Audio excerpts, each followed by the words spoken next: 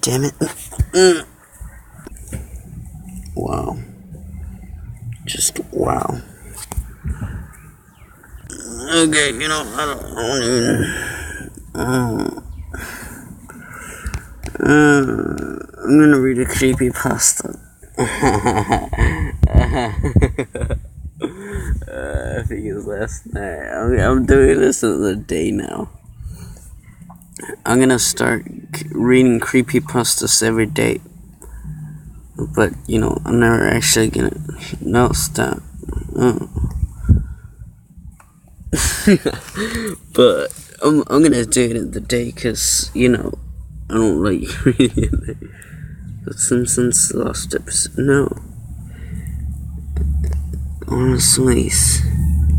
Okay, I'm just gonna go random again. No. Don't blame my cats. Okay, then I'll blame your cats. How long is it? It's pretty long.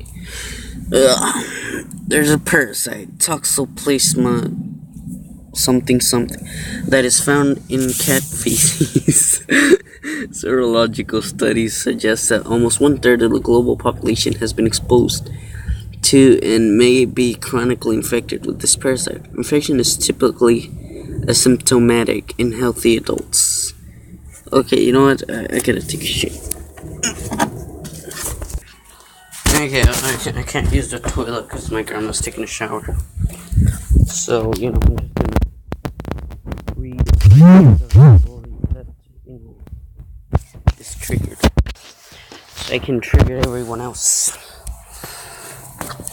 Alright, see, that son of a snitch. Alright, so that parasite has been shown to alter the behavior of infected rodents in ways thought to increase the rodents' chances of being preyed upon by cats. Because cats are the only hosts within which T. Gandhi can sexually reproduce to complete and begin its life cycle. Such behavioral manipulations are thought to be evolutionary adaptations to increase the parasite's reproductive success. In one of the manifestations, the evolutionary biologist Richard Dawkins attributes to the extent that really is this just. I love cats. So does my family. Look, I'm not gonna read this. Okay, so I'm just gonna read another random creepypasta because that wasn't even funny. No.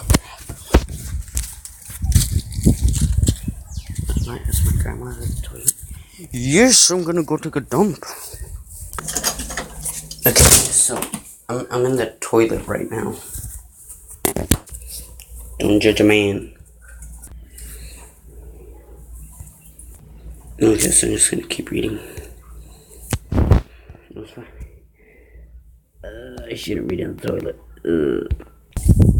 Okay, we're gonna have to stay here till like 3:40 because, you know, I'm doing this for no views, but for the money I need ad revenue. I'm just kidding. My stomach. Okay, so Emptied. How long is this? It looks just in. Oh god, this is really long. Alright, I'm gonna read this. I was finally back from a 2-week trip away from home. I said I'd curse the day I'd come home when I got there, but now I felt kinda happy being back.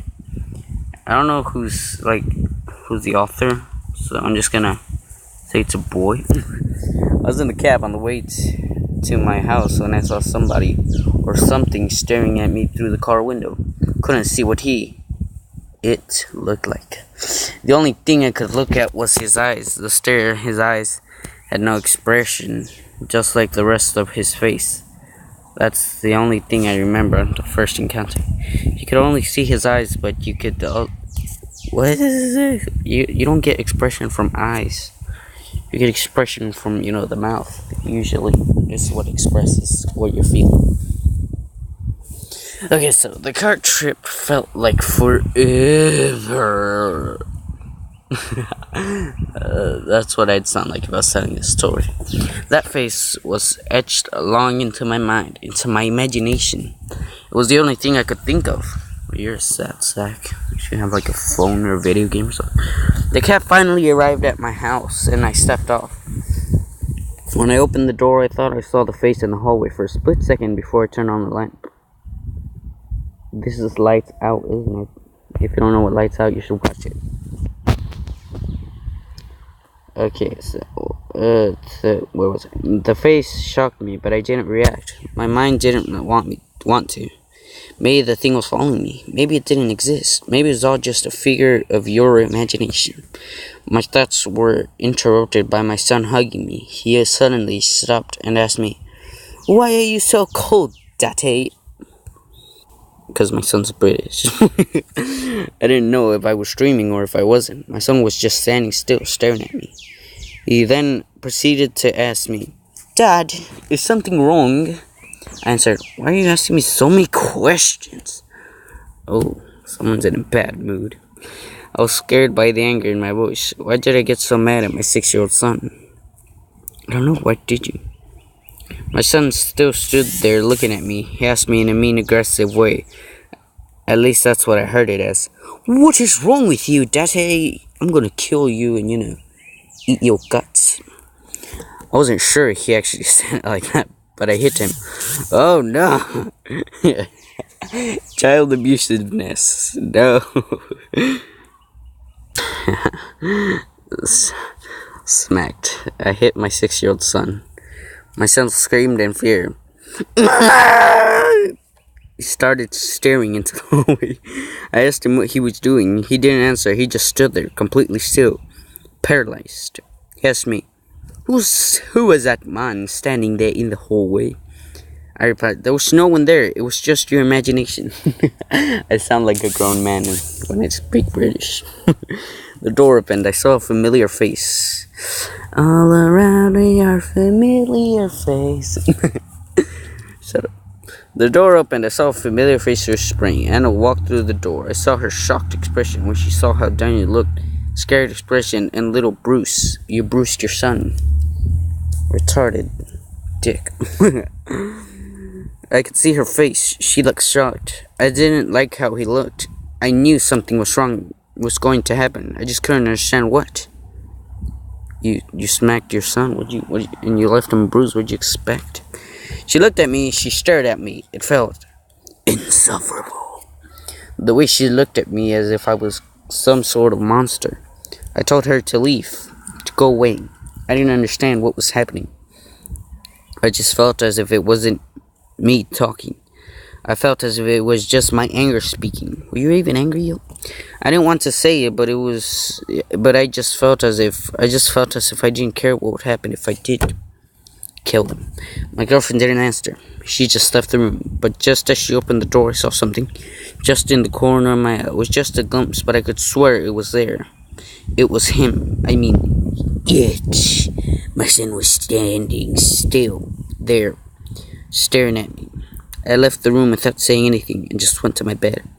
I woke up. I swear I heard someone next to me in the bed. I just had the feeling of another presence. And then, 2 minutes after this, he killed himself. I could feel its breath. That's gross. You should have turned around and told him, "Do you mind?" But when I turned around, there was no one there.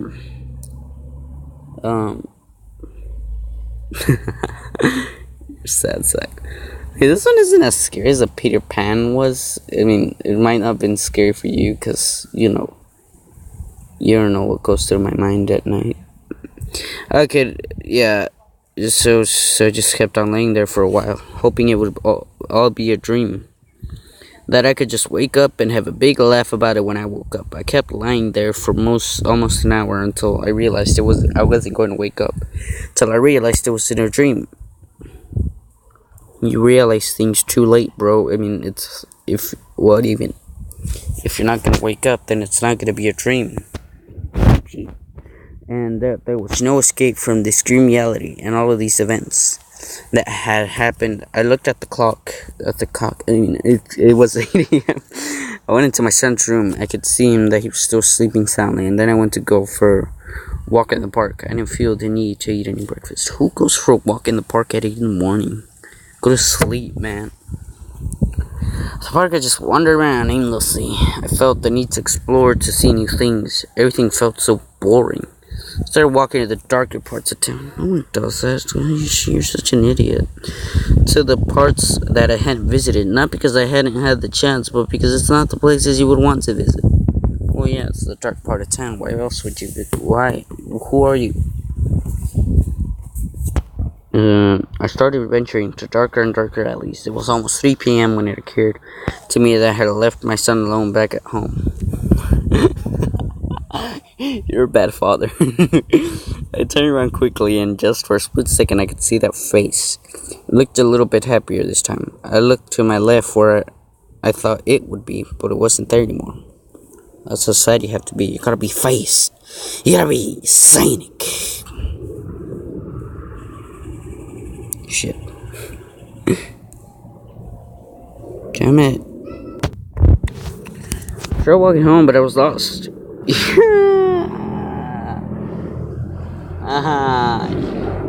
Damn it. You were lost. I had wondered.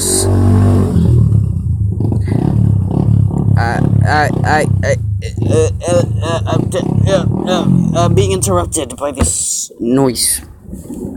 I had wandered so far into the dark side of the town that I wasn't even sure where it was anymore. The question is not where you were. It's when you were. Yeah, you were lost. It had almost been 3 hours until I was somewhere where I could find a way back. I was back around 7 p.m. My son looked starving. He asked me, "Where have you been all day, Dad?" So you starved your son. You smacked him. You left him alone to rot in his grave that you call a home. You know, you really are a bad father. I answered with a stressed voice. I've just been a bit busy. Getting lost, stupid. He replied with an aggressive voice. Dad, why haven't you given me any food? Okay, that's not anything to say. Shit. I replied with a voice just as stressed as one. Hey, honey, I'll go buy some quickly. I literally kicked open the door and ran out. Again, literally leaving your child behind. The strange thing was that I wasn't hungry at all. I ran to the market. When I was finally there, my heart was pumping fast. I didn't know what food I would get him, so I just picked up some pizza, ran home, put it in the microwave, then went to sleep. You didn't even give it to him? Ridiculous. The next day I woke up from the feeling that someone was staring at me. It was your child. Your child is obviously the poltergeist. I could see that face for about a second before I closed my eyes again. When I opened them again, I couldn't see it anymore.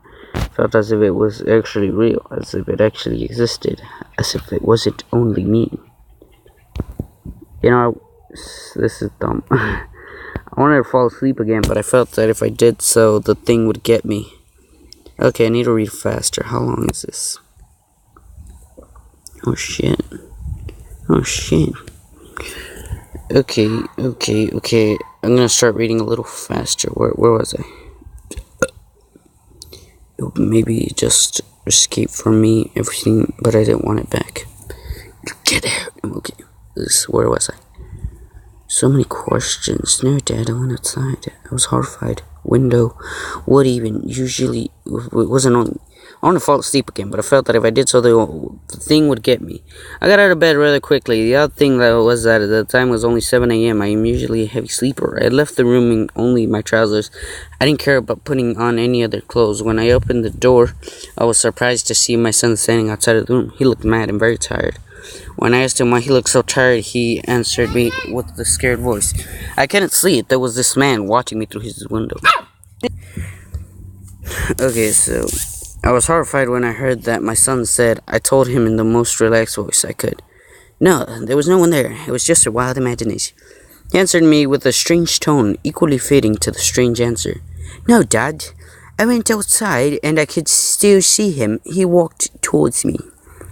The expression on my face went from a little scared to totally horrified. I answered him in the only way I could. From a little scared to totally horrified, my son. I answered him in the only way I could. No, my son, it was nothing. It was just a bad dream.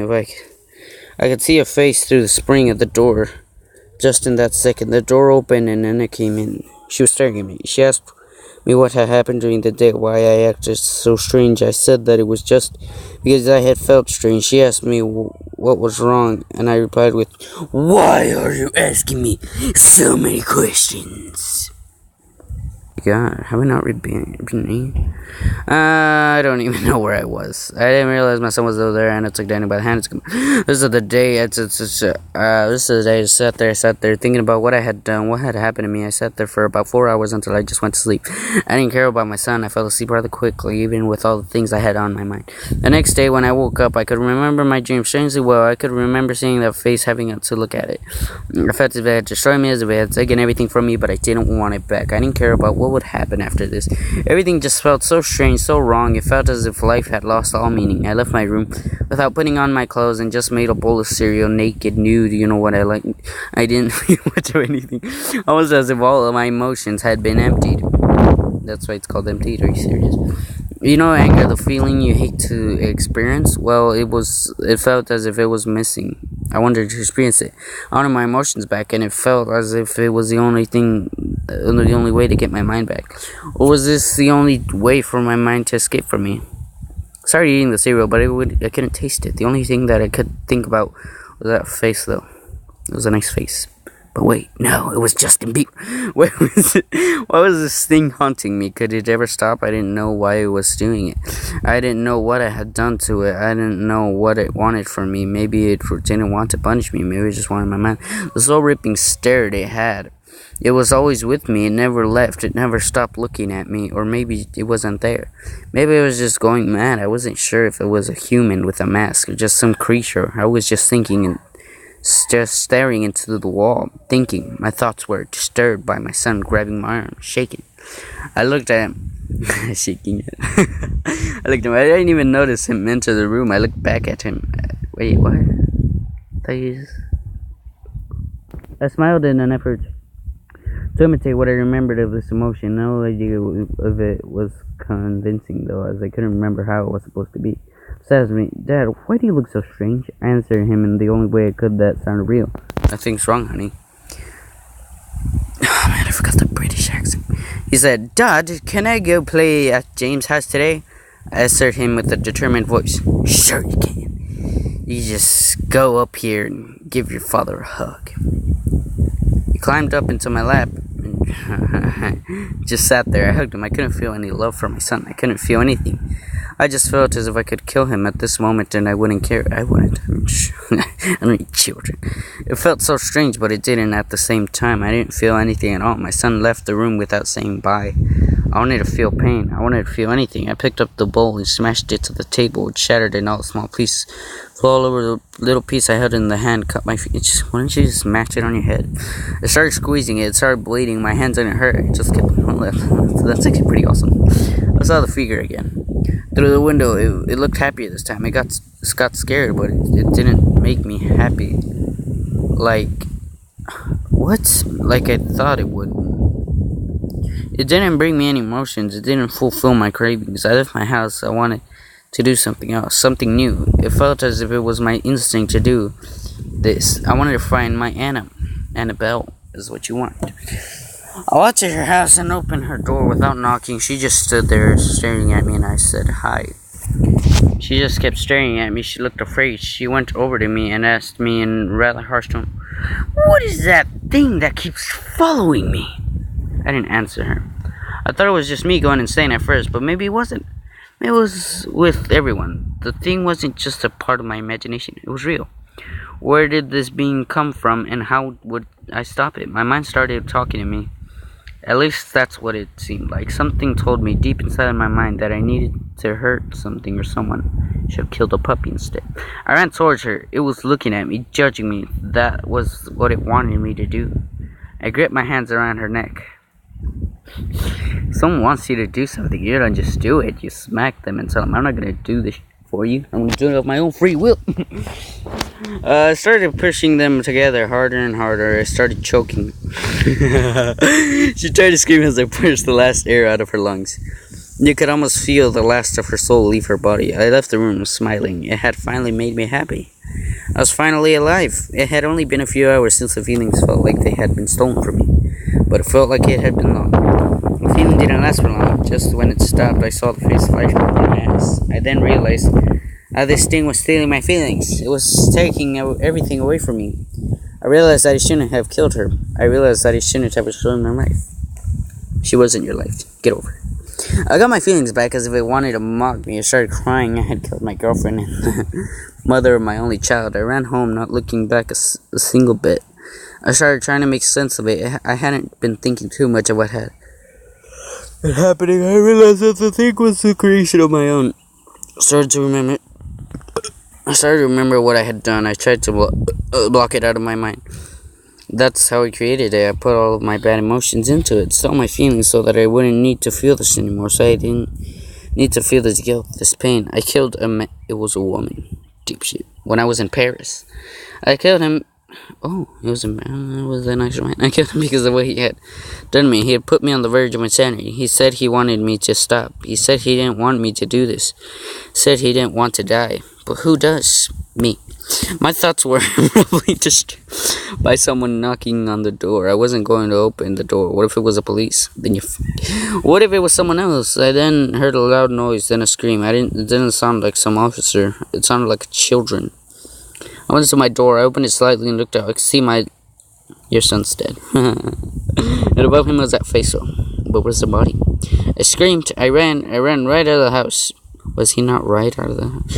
Smashing the window. I didn't care about the glass I landed on. I didn't care how it destroyed my feet. I didn't care my son. I didn't care about how I'd left him dead there on the floor. You're heartless, but I would have done the same thing. I knew it was my fault. I knew it was I who had created that thing. That one dark night there in Paris. I knew there was no escape for anyone crossing this thing I created. I had given all my anger a form. All my anger at everyone I had ever known was right there in that thing. I didn't want to hurt any more people. So I just started to chillax. Yeah, my girlfriend's dead, so is my son. I don't need to care. I could feel the emotions leaving me. It was just as if my mind left me. I didn't want to feel anymore. I didn't want to kill anyone. I didn't want anything anymore. I just stared at that face, the way it had stared at me in that same motionless way. Oh, why am I reading this? Okay, so that was just, pretty gay. I'm tired, but, that was a creepypasta that I was reading, and this, probably gonna read creepypasta every day.